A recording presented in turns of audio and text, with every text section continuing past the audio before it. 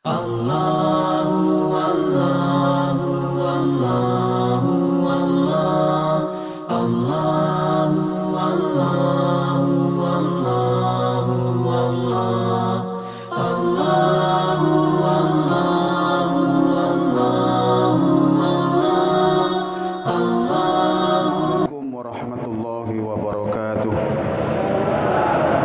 Bismillah, alhamdulillah, wassalatu wassalamu ala rasulillah, la hawla wa la quwata illa billah.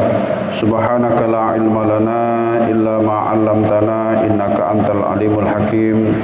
Rabbi shrah li sadri wa yassir li amri wahlul 'uqdatam min lisani yafqahu qawli, amma ba'du. Bapak-bapak, ibu-ibu, jamaah Masjid Rodatul Falaq yang dimuliakan oleh Allah Subhanahu wa taala. Alhamdulillahirabbil alamin, kita selalu mengaturkan rasa syukur kehadirat Allah Subhanahu wa taala atas limpahan rahmat, hidayah kepada kita semuanya.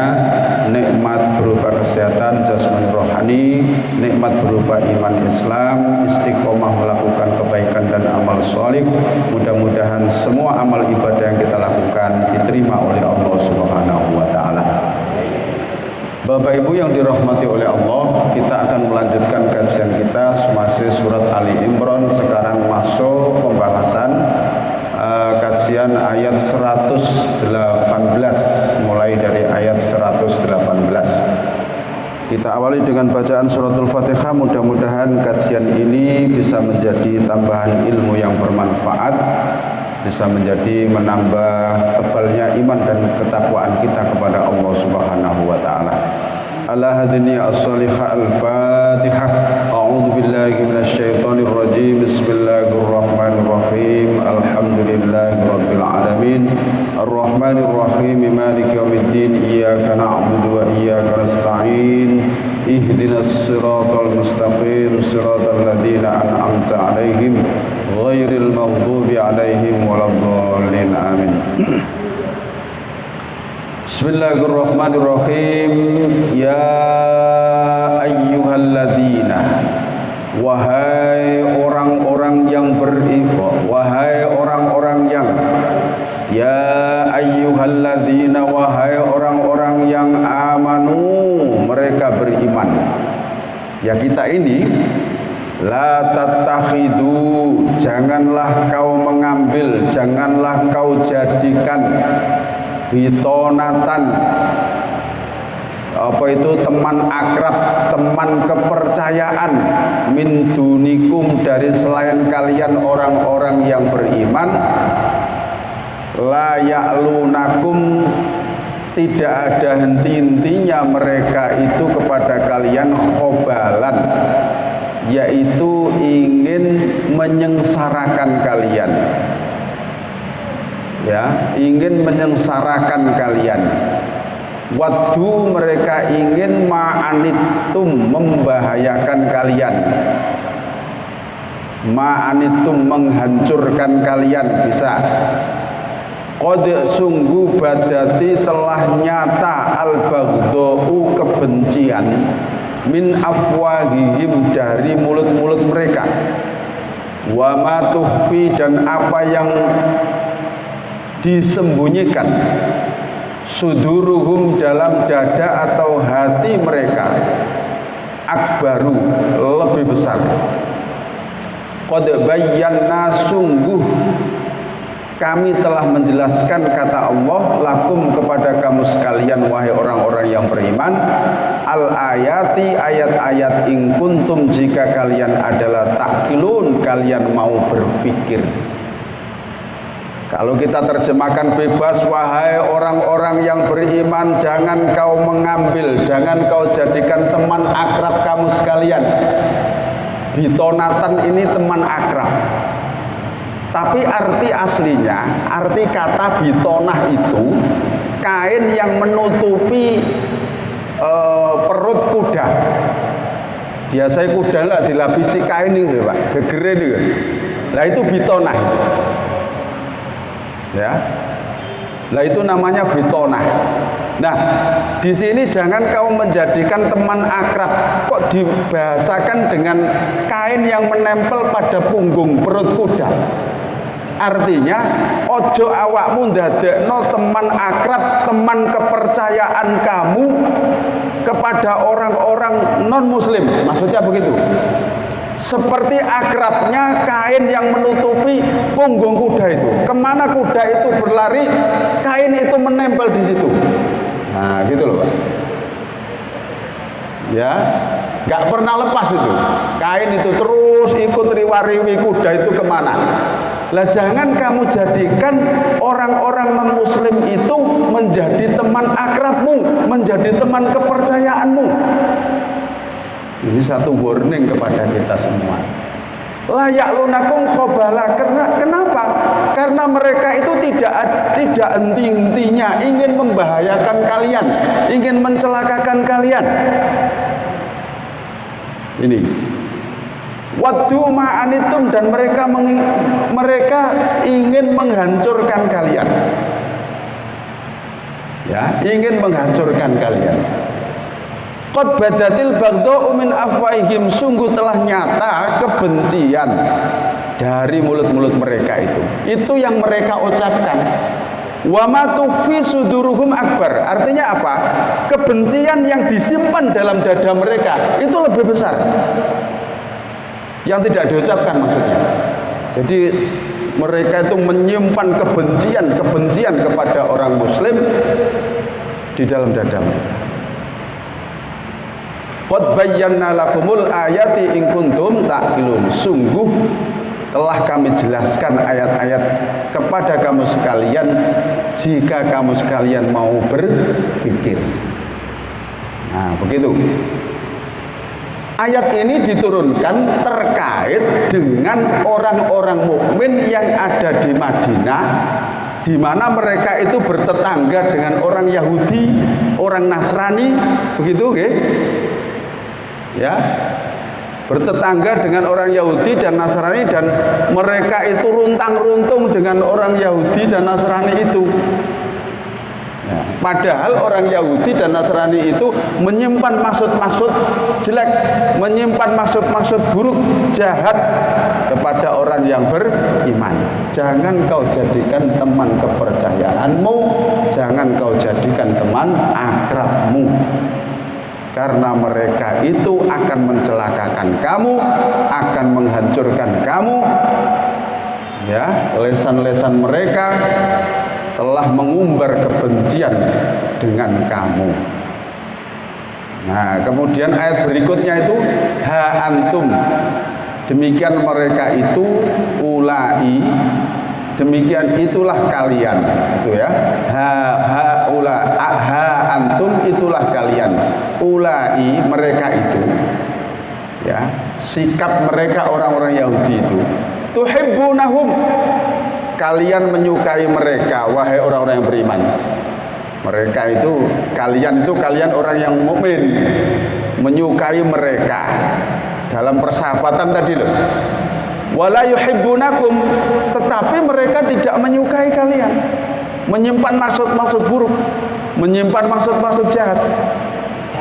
Ini sikap mereka, sifat mereka dijelaskan dalam ayat berikutnya ini. Kalau ayat ini tadi itu larangannya. Jangan kau ambil teman akrabmu ya dari selain kalian orang mukmin. Lah di sini itu kenapa? Lah demikian itulah mereka menyimpan kejahatan-kejahatan. Tuhibbunahum, kalian menyukai mereka dalam persahabatan itu. Wala yuhibbunakum, tetapi mereka tidak menyukai kamu. Nah ini. Wa tu'minuna bil kitabi kulli. Wa tu'minuna, dan kalian wahai orang-orang yang beriman, kalian itu beriman bil kitabi, dengan kitab kullihi seluruhnya. Kitab yang Allah turunkan dari langit yang disebut samawi. Kitab Zabur, kitab Taurat, kitab Injil, seluruh kitab kita beriman kepada kitab-kitab itu. Tapi mereka kan tidak. Orang Yahudi hanya menerima Taurat sebagai kitab suci, tidak menerima yang lain. Oh, begitu sikap mereka itu. Orang Nasrani hanya menerima Injil sebagai kitab suci, tidak menerima kitab yang lain. Nah, seperti itu. Ya, kalian beriman kepada kitab seluruhnya, tapi mereka tidak. Coba. Wa idza laqukum, apabila mereka itu berjumpa dengan kalian, qalu amanna, mereka mengatakan amanah, kami beriman. Ini orang-orang munafik. Ketika ketemu dengan orang-orang beriman, bilang amanah.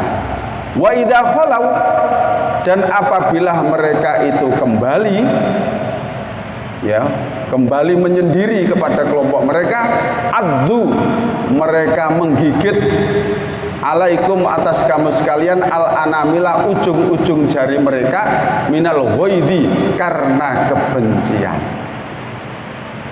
Jadi mereka itu kalau ketemu orang beriman, oh kami berlagak orang beriman, gitu kan.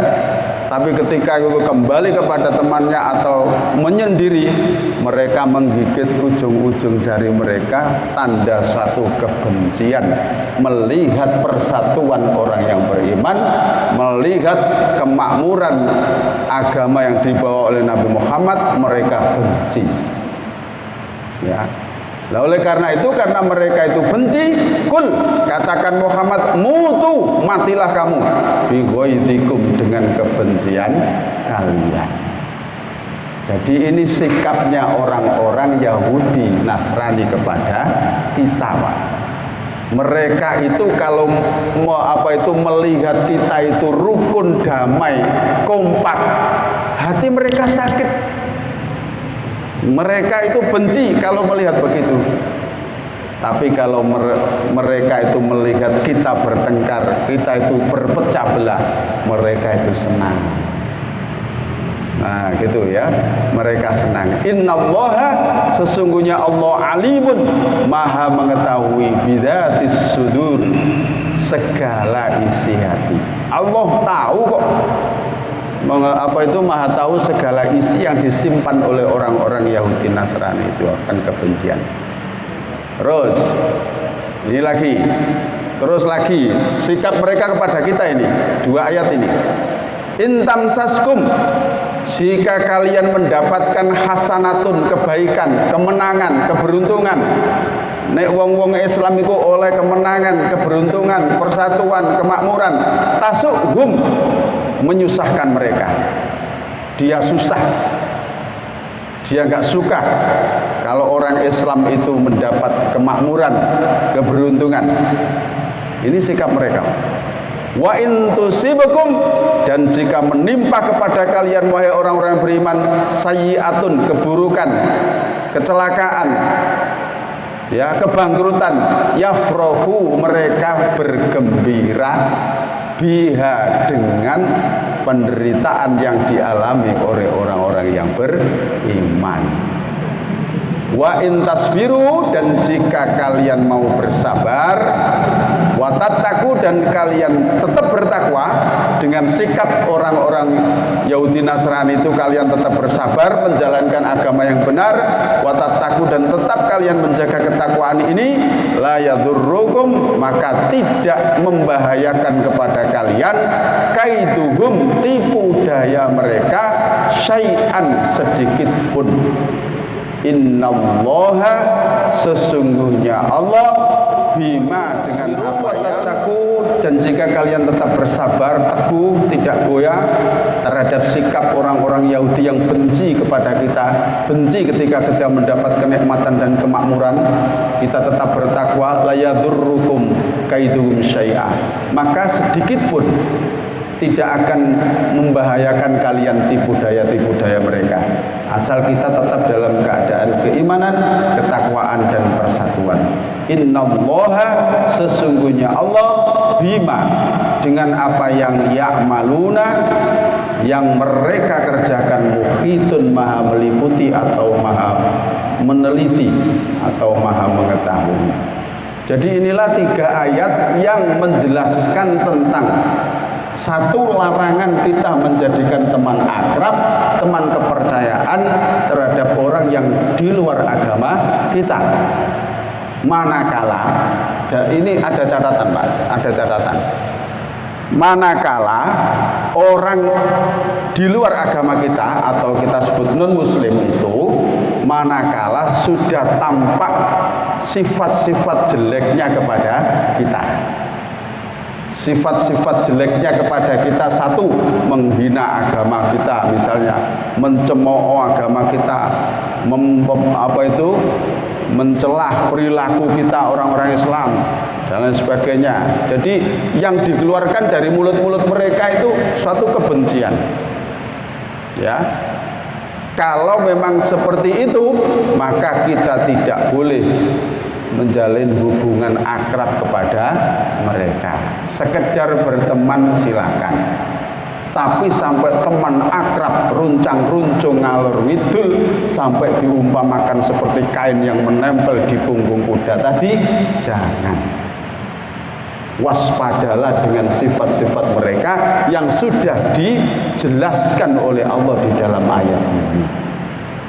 Jadi mereka itu, dalam mulut-mulut mereka itu selalu mencemooh, mengejek kepada kita. Terus kebencian mereka yang di dalam hati mereka untuk mencelakakan kita, untuk menghancurkan kita, itu lebih besar daripada yang diucapkan. Jadi kalau sudah kita itu boleh bersahabat ya dengan mereka, baik dengan mereka, manakala mereka juga menampakkan sifat-sifat yang baik bagi mereka, bagi kita maksudnya ya. Tapi kalau dia itu sudah bersikap jelek, bersifat mencemooh, mengejek dan lain sebagainya, maka jangan jadikan teman akrab. Jadi itu satu ketetapan dari Allah. Nah, karena dulu Nabi Muhammad dengan para sahabat itu di kota Madinah itu, di sana juga ada orang Yahudi, ada orang Nasrani, ada orang Majusi. Maka tidak jarang di antara mereka itu yang menjalin hubungan baik dengan orang Yahudi. Ya. Nah, makanya Allah memperingatkan kepada kita seperti ini agar waspada. Boleh asalkan orang Yahudi, Nasrani atau non-Muslim itu orangnya baik, ya, tidak pernah menghina agama kita, selalu memberikan kesempatan kepada kita. Begitu. Kalau terhadap orang non-Muslim seperti itu, ya kita juga harus membalas baik, berteman biasa, monggo. Nah, kan kadang-kadang kan ada kan orang yang non-Muslim itu, ya, di perusahaan-perusahaan itu juga kadang-kadang itu justru malah menyuruh karyawannya Muslim itu, wae Jumatan nih, gak budal Jumatan apa? Ya cuma kadang-kadang karyawan sing Muslim itu sing malah gak Jumatan, padahal dilingno karo bos. Nah, itu kadang-kadang kebalikannya seperti itu. Ya, kadang-kadang mereka menghormati kita, atau justru kita yang dihormati ini tidak mau melaksanakan agama kita dengan benar. Ini loh, ya. Nah, jadi kalau tidak kalau dia itu tidak memerangi kita, memusuhi kita, membenci kita dalam urusan agama, dalam urusan kebaikan, maka kita tidak apa-apa menjalin hubungan dengan mereka. Nah, karena di sini juga dikatakan itu, nah, di zaman Sayyidina Umar dulu ketika menjadi khalifah, juga Sayyidina Umar itu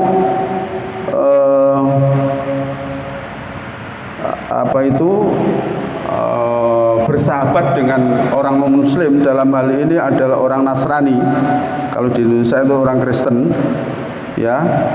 Dalam perjuangan Islam seperti dalam penaklukan Spanyol dan pembebasan Mesir. Mereka mengusir orang-orang Romawi dengan bantuan orang Kipti. Banyak pula di antara orang Nasrani yang diangkat sebagai pegawai pada kantor-kantor pemerintahan pada masa Khalifah Umar bin Khattab dan pada masa Daulah Umayyah dan Abbasiyah.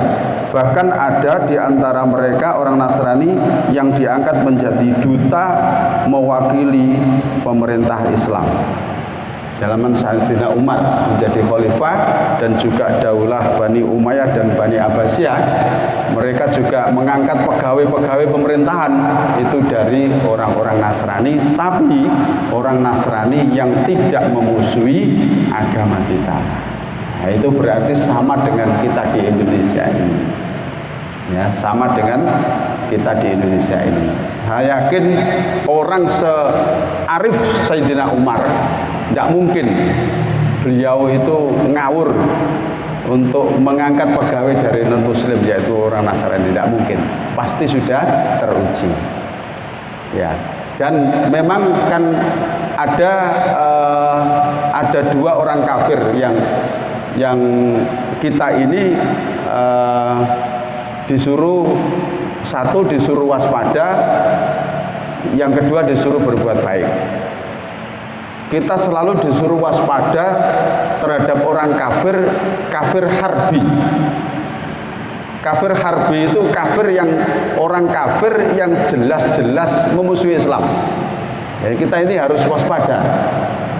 Tapi ada kafir dhimmi. Kafir dhimmi itu kafir yang dia menyatakan perjanjian dengan orang Islam, saya tidak akan memusuhi orang Islam, saya tidak akan mengganggu dakwah orang Islam, saya kepingin bersahabat. Itu namanya kafir dhimmi. Ya, bahkan kalau dia ini diganggu oleh orang lain, orang Islam wajib membelanya dalam tatanan hukum keadilan suatu kenegaraan. Ini namanya kafir dhimmi di zaman Rasulullah. Ya, di zaman Rasulullah seperti itu. Ya, jadi di ayat yang lain di surat Al-Maidah yang dulu rame-rame kita perjuangkan ketika Ahok mau dipilih sebagai gubernur Jakarta itu, ya, karena beliau sudah jelas-jelas mengejek ya ayat-ayat Allah dalam Al-Quran. Maka ya di surat Al-Maidah ayat 52 itu juga melarang keras untuk menjadikan pemimpin dari selain orang Islam. Nah, ayat ini pun juga mengatakan seperti itu. Banyak di dalam Al-Quran yang terkait dengan hal seperti itu. Monggo ini sebelum saya lanjutkan, karena ayatnya temanya berbeda ini. Ini ada beberapa pertanyaan dari sahabat masjid kita yang ada di Facebook. Mungkin pertanyaannya saya lihat di luar dari materi Ustaz. Yeah. Dari Ibu Sri Tanjung. Assalamualaikum Ustaz. Waalaikumsalam. Saya mau tanya, ini di luar materi hari ini. Begini Ustaz, kalau saya menjalankan sholat maghrib dan isya, mata saya selalu mengantuk berat, dan itu setiap hari seperti itu. Kemudian bagaimana solusinya Ustaz? Kemudian terima kasih. Wassalamualaikum warahmatullahi wabarakatuh. Assalamualaikum warahmatullahi wabarakatuh.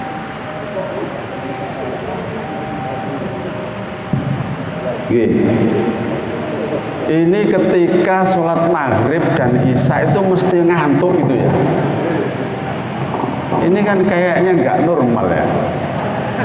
Maksudnya nggak normal itu tidak selayaknya orang sehat seperti kita gitu loh maksudnya. Pasti ada kelainan dalam tubuhnya itu loh. Lah maghrib baru isya ngantuk ya Pak. Kalau subuh ngantuk itu rada wajar, kan gitu ya. Subuh ngantuk itu wakil Pak tunggale. Oh kadang sujud itu Pak wis salam bisa sujud kok. Suwe derek sujude ditangani koncone tibae moro. Salat subuh, tapi kalau maghrib bisa terus ngantuk lho ya. Ya apa ya dia? Ya, tapi mau ini pertanyaan ya tetap dijawab. Jadi begini, dia ini karena apa kira-kira? Karena gangguan suatu penyakit atau seperti apa? Itu loh. Ya, karena gangguan suatu penyakit atau apa? Nah, satu ya memang harus dipaksa, memang dipaksa dulu misalnya, soalnya ada hadis begini Pak, ada hadis begini, apabila kamu itu sedang sholat, tapi ini untuk ibadah-ibadah di luar fardu loh gitu.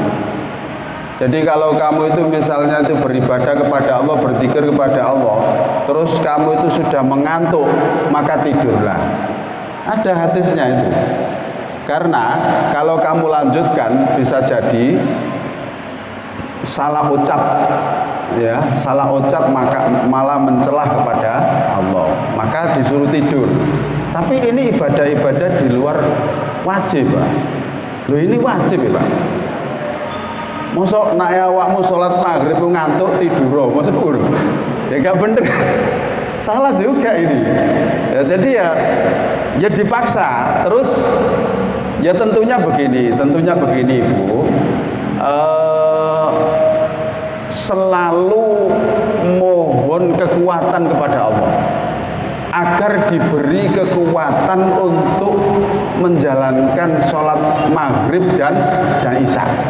Itu mohon kekuatan, ya, harus mohon kekuatan kepada Allah. Dan saya yakin kalau niatnya itu tulus, ikhlas dan betul-betul mohon kekuatan kepada Allah, pasti Allah akan memberikan kekuatan dan jalan setiap hambanya mau menuju kebaikan.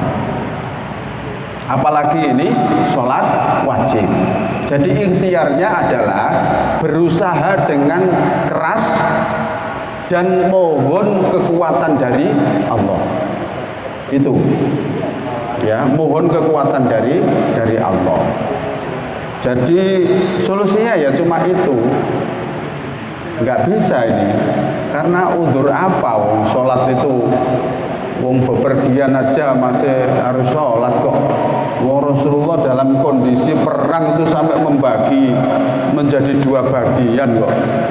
Satu soft sholat dulu dengan Rasulullah.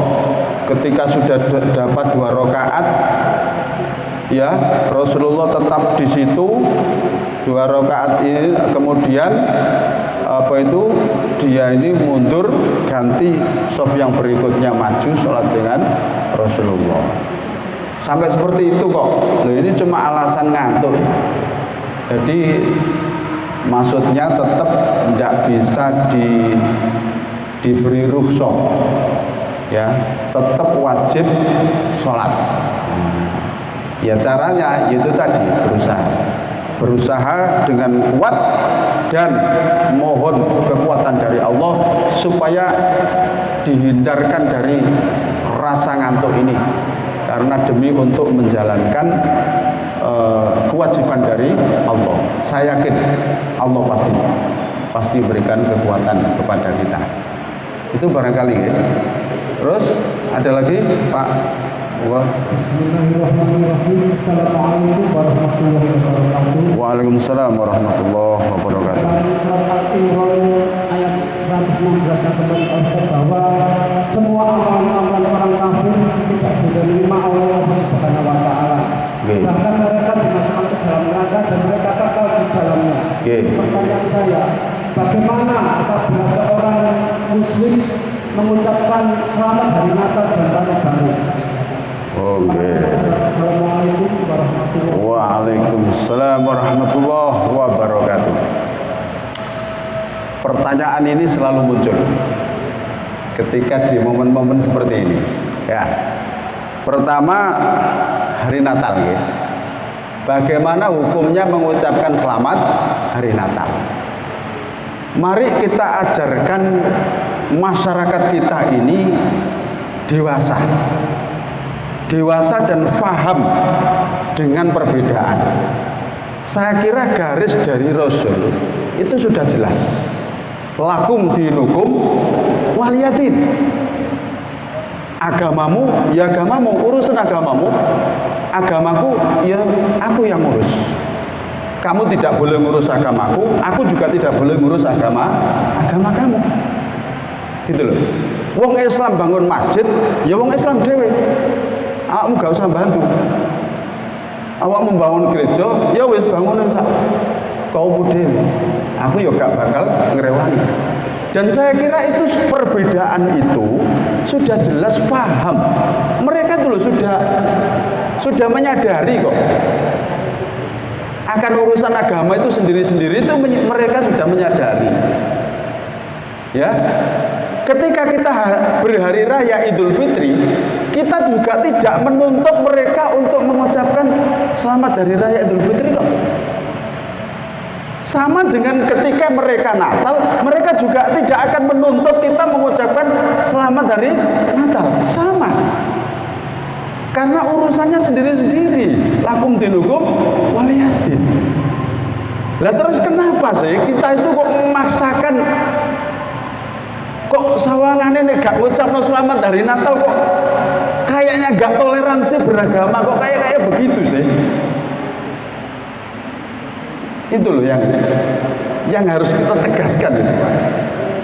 Nah sebenarnya kalau kita mengucapkan selamat hari Natal tujuannya apa? Kan begitu pertanyaan saya. Kalau jenengan tidak mengucapkan hari Natal itu terus terjadi apa? Gitu loh. Kan nggak terjadi apa-apa toh. Loh apa ngucapno? Kalau selamat hari Natal itu berarti selamat atas lahirnya seorang manusia di muka bumi yang dijadikan Tuhan oleh mereka. Berarti jenengan menyetujui. Paham ya? Gitu loh. Selamat hari Natal berarti, kalau jenengan selamat hari Natal berarti selamat lahirnya manusia di muka bumi yang dijadikan Tuhan oleh mereka. Berarti kita menyetujui mereka. Nah gitu loh Pak. Jadi saya kira sudahlah Pak, lakum dinukum waliyadin, ini aja kita pegang itu. Ya, ini saja kita pegang. Nggak akan terjadi apa-apa gitu loh ya. Nah seperti itu loh ya. Jadi ayo kita kita tempatkan toleransi beragama itu sebatas mana sih?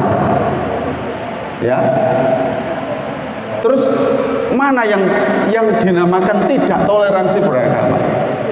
Kita juga tidak pernah menuntut jika ada tetangga Kristen misalnya, ya, kita berhari raya, terus tetangga Kristen itu tidak mengucapkan selamat hari raya kepada kita. Masa kita itu sampai nu gak toleransi karo agamaku ya, gak mengucapnya selamat hari raya? Masa gitu? Enggak kan? Ya tidak kok. Loh ngapain kok kita itu kok koyo sawangane nek gak ngucapno iku kok ya apa nih? Gak ada ya apa urusan agama kok. Sendiri-sendiri kok. Gitu loh ya. Dan sejak dulu ulama-ulama kita terdahulu juga sudah begitu. Nah cuman para modernisasi ini loh yang kayak mencari coro ya apa ini termasuk toleransi loh. Toleransi dan ini. Maksudnya toleransi itu ya ojo saling mengganggu, itu namanya toleransi. Jadi kita tidak boleh memaksa mereka terhadap agama kita dan tidak boleh memaksa mereka pakai atribut-atribut agama kita. Kita juga tidak dipaksa untuk mengikuti agama mereka atau atribut-atribut yang dipakai oleh mereka. Gitu loh ya. Nah, cuman ya begini ini juga ya juga ada ustadz itu yang berpendapat ya semacam-macam lah Pak, terserah wong pendapat dia memandang dari sudut mana itu ya hukum fikih ku wake ulama soalnya gak situ wake dipandang dari sudut mana, dipandang dari sudut sini ya saya karmu. Tapi kalau saya Rasulullah juga tidak pernah mengucapkan selamat hari raya orang Yahudi, juga tidak pernah mengucapkan selamat hari raya orang Nasrani. Ya sudah begitu. Tapi kalau bersahabat boleh asalkan kepada orang-orang Kristen atau orang Nasrani yang tidak memusuhi kita, tidak memusuhi agama kita, tidak memusuhi atau membenci kepada kita. Gitu guys. Dan mengucapkan selamat tahun baru, kalau selamat tahun baru ya boleh-boleh saja, enggak apa-apa. Selamat tahun baru kan ini dijelentrena lho guys. Selamat tahun baru, moga-moga sampean selamat ya tahun baru lah ngono. Mengucapkan selamat tahun baru ya gak apa-apa. Ya gitu aja kok. Tapi cuman selamat dari Natal tadi itu hendaknya ayo kita luruskan kebiasaan-kebiasaan ini ya. Nah, kita luruskan. Sampun ada yang nggih monggo Pak.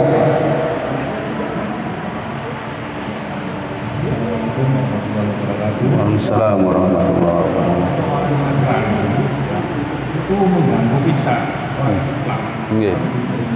Itu sampai kapan Pak? Wah. Kayak mobil di Bandung. Nggih. Sampai kapan? Apa ada akhirnya apa sampai hari kiamat? Nggih, nggih.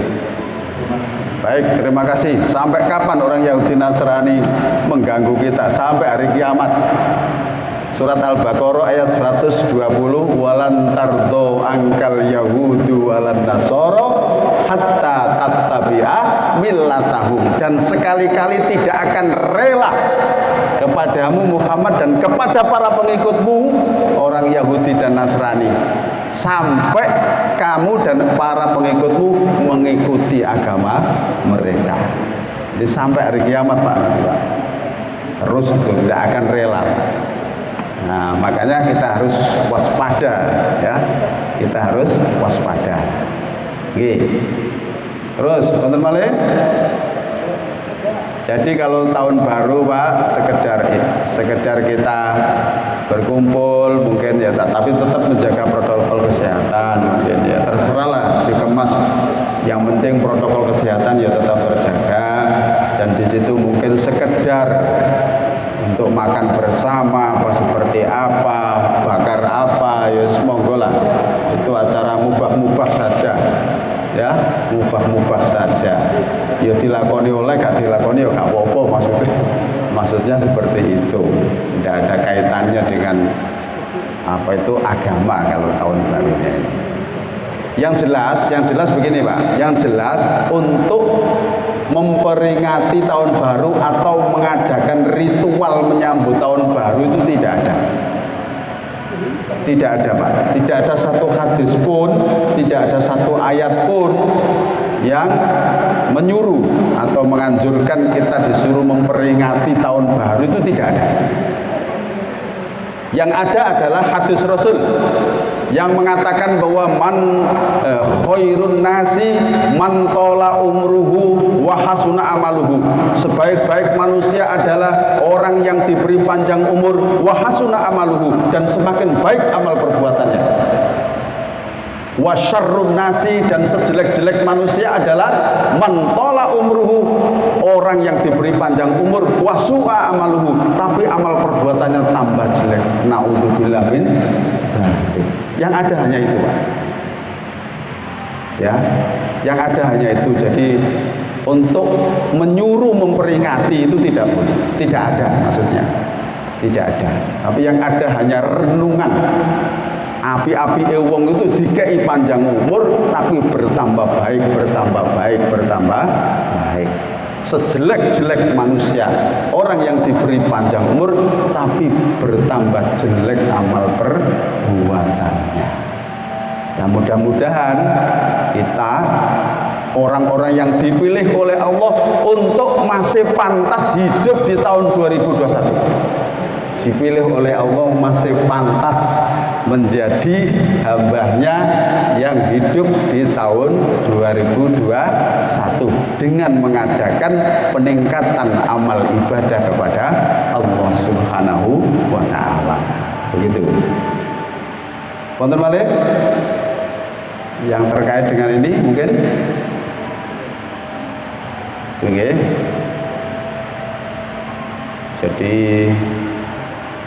Jadi itu Pak, nggak usah mengucapkan selamat hari Natal.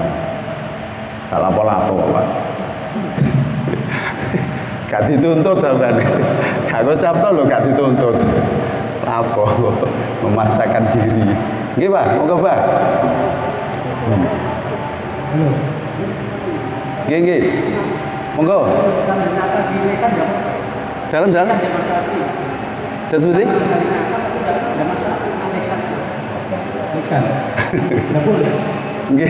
Jadi begini loh. Jadi begini Pak.